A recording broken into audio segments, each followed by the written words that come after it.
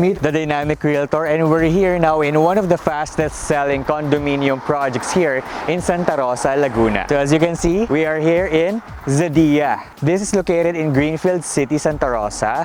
No, andito siya sa Central Business District or dun sa melting pot of development, as we call it, the growth hub or the growth corridor here in Laguna. Kung familiar kayo no, dun sa areas ng Greenfield City, katabi niya lang din yung Eaton City and yung New Valley. Although those are other developers, technically, ito yung one of our most recommended condos talaga. Kita nyo naman, facade pa lang ng building, no?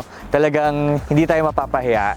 It's really aesthetic, no? Sabi nga ng mga Gen Zs and Millennials, it's really aesthetic. And dahil nga Greenfield City siya, they're really true to their promise, to their commitment. It's full of greenery, marami open spaces, and talagang facade pa lang ng building, may greenery na. So ano yan, 100% legit, 100% real plants.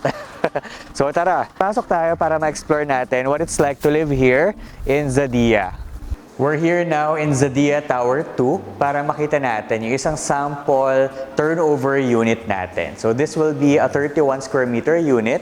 Mga floor area, it ranges between 23 to 31 square meters, pero pwede kang mag-combine ng dalawang units dito sa pre-selling tower. So dahil nga Greenfield City ito, di ba, as mentioned kanina, talagang siniseryoso nila yon. They really ensure that there's enough greenery, hindi lang sa outdoors, pati sa indoors, as you can see. So these are real plants, okay? Hindi to fake plants.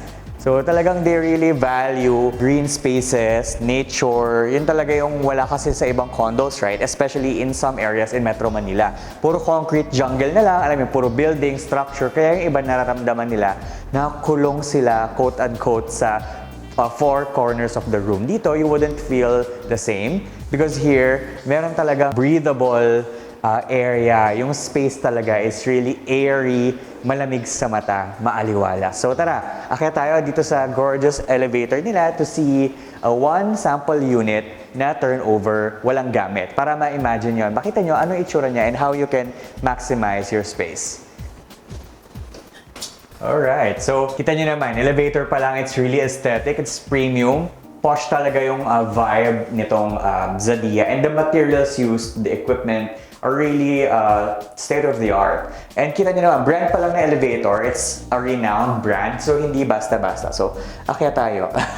Punta tayo sa 6th floor. Dito mo makikita yun eh, the nitty-gritty, the small details, those are indicators na hindi tinipid yung project, and it's really elegant. And as you can see, no, ang ganda ng view. So ngayon, andyan yung central amenities natin. Diyan itatayo. Pag natapos na yan, ang view na ng elevator and ng ibang condos ay yung central amenities. So pasok tayo sa isang unit. Well lit yung ano dito, corridor, because kabilaan, meron tayong malaking window. So talaga hindi mo mafe-feel na parang kulob siya at parang madilim, alam mo yon, na nakakasakal or nakakasuffocate. And in one floor, konti lang din yung units. Nasa around 20 to 30 units lang sa isang floor. And yeah, kabilaan lang yan, end to end, konti lang. So low density siya. Unlike other condos na talagang malaki yung floor area ng isang buong floor, ng buong building. So, tendency is high density. Maraming nakatira sa isang floor. So, dito, hindi kayo masyado magsisiksikan sa elevator. You wouldn't have to wait a long time. You wouldn't have to queue, no? Para lang makababa or makaakyat. Okay, so, hanapin natin yung isang unit. Yes.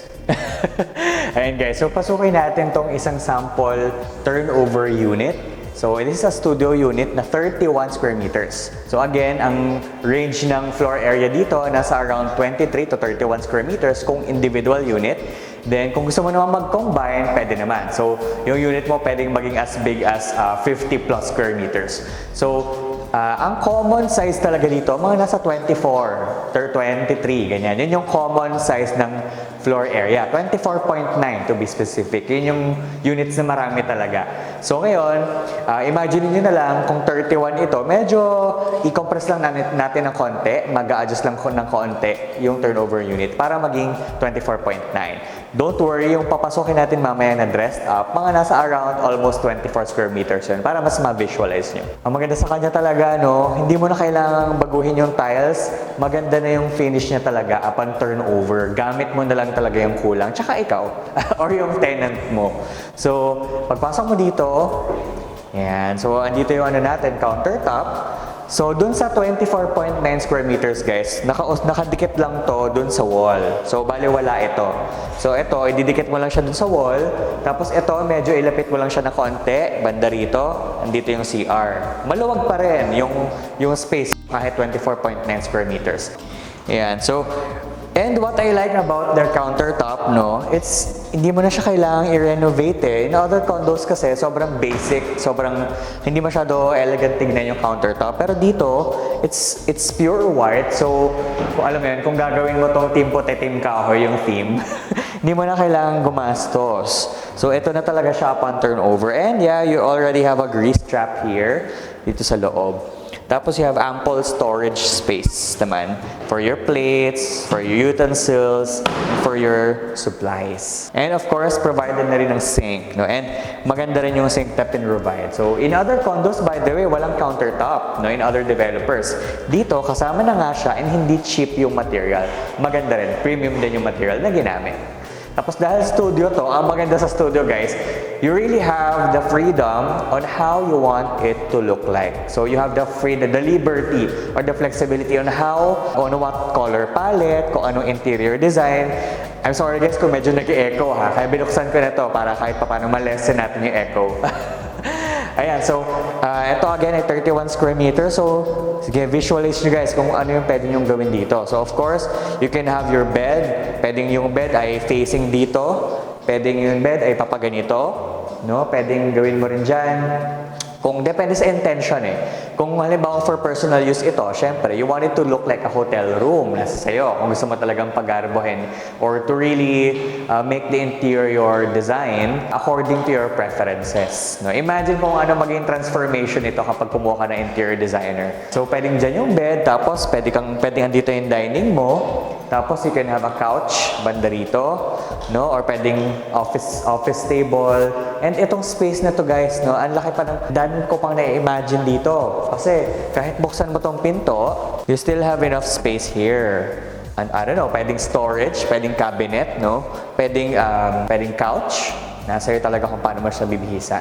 So what I really love about this is, of course, lahat ng units dito, kahit anong floor area niyan, may sarili kang balcony. Diba? So, wala na echo. So, imagine the view, no? Sa ngayon, so bahayan lang yung nakikita nyo ngayon, pero etong unit na to specifically ay facing amenities ito. So, yung bakanting lote na nakikita nyo dito, by the way, yan. So, etong bakanting lote na nakikita nyo dito, this is the central amenity. So, magkakaroon dyan ng swimming pool, indoor basketball court, and elegant talaga sila gumawa ng amenities. Si Greenfield City, no? Dahil may mga horizontal subdivisions dito. If you're familiar with Solen Residences, Pramana, and their new project Trava. So, na-feature din natin yung iba doon. Kilala talaga sila sa paggawa ng magandang amenities. Very premium, elegant ang finish.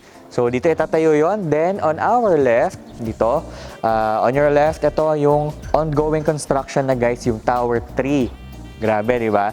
So, dati ganyan lang din na itsura nitong kinakatayuan natin, tong Tower 2. So, hindi magtatagal, this will be as high as ito na rin, itong kinatatayuan natin. Same lang kasi sila up to 17 floors. Explore pa natin kung ano pa yung meron dito. So, we have here a very spacious bathroom. No? So, sige, pasok ako para ma-imagine nyo yung scale kung gaano kalaki siya. So, kita nyo naman kahit mag-stretch ako dito, di ba? Sobrang luwag niya. And here's the shower area. And the tiles is nice na rin. So, hindi mo na rin kailangan palitan. Ang gagawin mo lang dito, pwede ka siguro maglagay ng enclosure, ng glass enclosure, pwedeng shower curtain, it's up to you. Tapos, you can put up a washing machine. Pwedeng lagay mo dito yung washing machine or pwedeng dito sa kabila. No? Pwede dito. So, dahil maluwag naman to, hindi siya yung parang ibang condos na masikip yung bathroom niya. So, sige, i-explore natin ulit yung space. No? Dito pala, by the way, sa wall na to, pwede ka maglagay ng ng parang yung nakahanging na table. Pwedeng office/dining dining table. Okay, so punta naman tayo doon sa dressed up na sample unit, no? Para mas ma-imagine nyo naman, paano mo ba lalaroin, i-maximize yung space, paano mo, saan mo pupwesto yung furniture and appliances. So tara! Alright, so we're here now in a sample dressed up model unit dito sa Zadia Tower 1. So yung kanina pinasok natin ay turnover unit na walang gamit. So that's 31 square meters. Kasi baka manibago kayo, or ba't parang nag-iba yung size? So ito guys, tong model unit na to, itong may gamit, ay nasa 23.65 square meter. So ito yung smallest unit available sa Zadia. Pero of course, depende yun sa inventory. Okay? Depende sa availability, kung ganong kalaki yung mga floor area. Pero usually, ang available dito ay 24.9. So imagine nyo na lang, ito, medyo i-expand nyo siya ng konti. Ng plus 1 point something square meters. So ito yung magiging itsura niya kapag may gamit na. So ngayon, ano naman ang difference ito dun sa una nating visit? At least dito, you can imagine and visualize how you can maximize the interior of the unit and where you will place the different furniture and appliances. So this is just one idea. So hindi to kasama sa turnover. Pero para ma-idea ka no, on how you can maximize the space, so ito ay parang convertible, dining area / pwedeng office table na rin. Tapos, yung bed layout, no, pag ganun yung ginawa niyang layout. Pero kung tutuusin, nasa sa'yo yun kung gusto mo papaganon yung bed mo. So, and if you don't need this kind of cabinet na ganitong kalaki, so meron ka namang freedom on how you would like it to be. So meron kasing mga space maximization techniques, 'di ba? Pagdating sa condo units na minimalist living, marami niyan sa YouTube. So ito, kung hindi mo to kailangan, sayang din kasi yung space kung hindi mo kailangan ganitong kalaking cabinet. No, pwedeng dito rin yung desk mo, pwedeng vanity area, no, pwede rin ganun gawin mo sa kanya, or pwedeng bookshelf, 'di ba? Tapos, kasya pa ang kasya pa ang isang chair dito. Ito, idea lang din to, nasa sayo kung anong gusto mong maging parang color scheme, color palette ng unit. Ayan, so same lang din naman siya guys. Di ba? Maganda lang talaga ang view, no, pag ganitong klaseng condo yung nabili mo. So, ang maganda pa sa Zadia, by the way, lahat ng mga nakikita nyo sa paligid, that's property of Greenfield City. So ngayon, meron lang mga syempre staging area. May mga parang barracks lang dito or staging area for construction workers, no? Kaya nakikita nyo ngayon, that's a temporary facility for construction. Pero i-clear out yan eventually. And ano itatayo dito, no? Ang maganda kay Zadia, dahil it's inside the township, it's located in a master planned estate, talagang mapapalibutan siya ng mga magagandang community. So lahat ng itatayo dyan, it could be a commercial building, pwedeng magkaroon na isa pang condo rito. Ang maganda rito dahil nasa master planned estate siya, no, subject to approval lahat ni developer. So hindi ka magugulat na baka mamaya, Earl, may cemetery na dyan, or baka mamaya may relocation site, may slum area, or merong piggery. So in short, lahat na itatayo dito sa paligid ng Zadia are pleasant communities. At least, diba, magkaroon kayo ng idea na balang araw, this will be like similar to Alabang development, similar to Makati, BGC, no? Pwede magkaroon ng mga mid-rise buildings dito all throughout in Greenfield City. Kasi guys, remember, Greenfield City is 400 hectares. Combination yon, mixed use of commercial, residential, and industrial. So by the way, yung unit mo, depende kung ano yung mapili mong unit. Pwedeng facing amenities ka, pwedeng facing Greenfield City. Kung yung unit mo ay facing sa side na to, kita nyo naman, Laguna Lake yan. Merong mga units facing Tagaytay Ridge, facing Mount Makiling, depende talaga sa mapili mong unit. Hi! So ito guys, para makita nyo, magka-idea kayo on how you can finish your bathroom. So as is naman na yung tiles, no, maganda na siya. So ito, pwede mo itong gayahin, pwede ka malagay ng parang towel holder dito, then kasya ang washing machine guys. Then you can get this idea. Pwede mo siyang gawin inspiration. You can put a glass enclosure parang sa hotels. And, yan, pwede kang maglagay ng mirror dito kasi it gives an illusion, di ba? It gives an illusion na spacious yung, although spacious naman na talaga siya, it's an extra, feature para mas ma-upgrade yung appearance and yung aesthetics ng yung bathroom mo. Alright, so that has been Zadia here in Greenfield City. So before I explain the price, guys, now I want to emphasize the benefits. Now, why would you want to invest here in Zadia compared to other developers or other projects here in Santa Rosa?